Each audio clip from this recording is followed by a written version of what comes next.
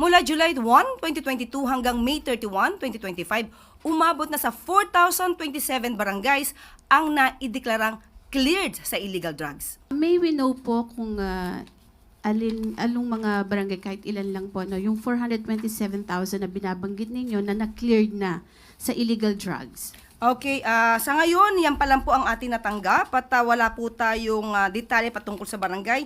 Hingin po natin mula sa PIDEA at ibang law enforcement agencies yung sinasabi po nating barangay. Umabot na rin sa 607 balay silangan reformation centers ang naipatayo sa ilalim ng Marcos administration. Saan pong area itong Balay Silangan Drug Centers? Para yung address po.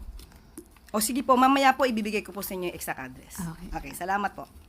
Aray ko!